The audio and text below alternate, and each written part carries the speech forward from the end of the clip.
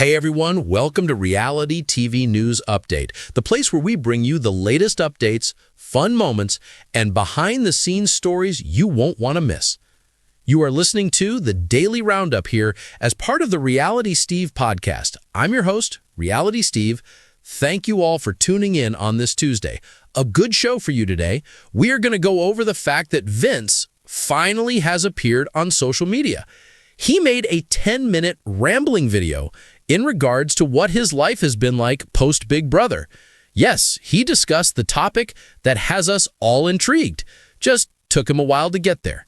However, there were a few things he said that made me think, okay, thank you. I'm also going to talk about Andrew and Alex from Bachelor in Paradise. Some of you sent this to me. I'm not upset at it at all. I just want to address what he said because, and basically Andrew and Alex went on Chicks in the Office podcast on Friday, and my name was brought up in it. And I don't understand some of these people.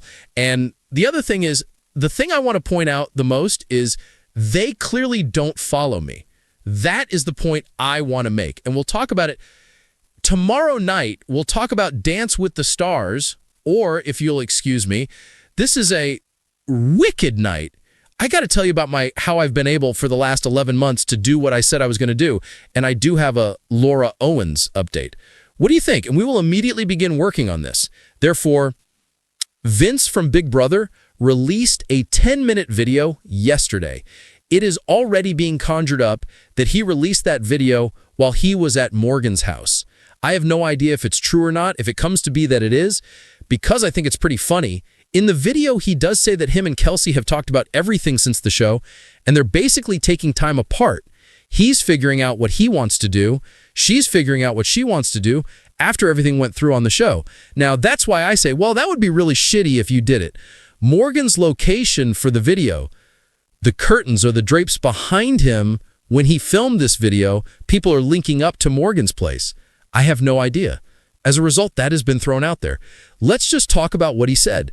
Now, there have been rumors going on ever since finale night that Kelsey was going to leave him, and she was upset by the way he acted on the show, and he didn't give a timeline on the Big Brother and Bachelorette finales came to an end 2.5 weeks ago, right? The past 2 Sundays. It could have been 3.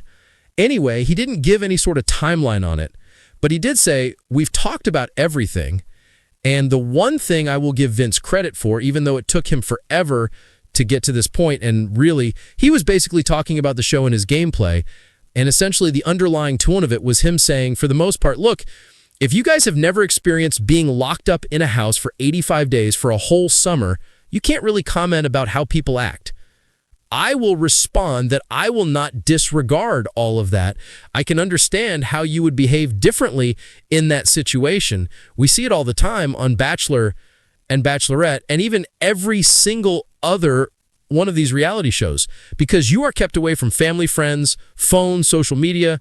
You're not living a normal life while you're off filming this show. But on the flip side, we're allowed to call out the behavior, which is what people did for Vince. And Vince in this video did say, I take full responsibility for my actions.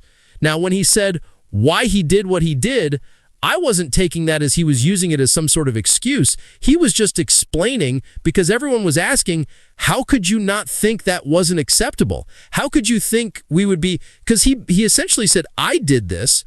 My emotional reactions in the house were essentially a product of the reality that I was living in.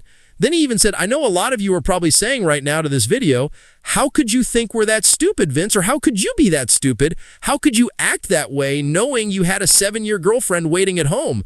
And he said, well, clearly you saw me do it, so yes, I can be that stupid. So I didn't take it as he was making excuses. He was just trying to explain why he did what he did. Because that's what we're all asking, Vince. How could you act like this and think it's not right? Think it's not wrong to act like this with Morgan when you have a girlfriend of 7 years. So I think the video was a lot of rambling, and a lot of it was masked with gameplay stuff. I think he said the name Morgan once.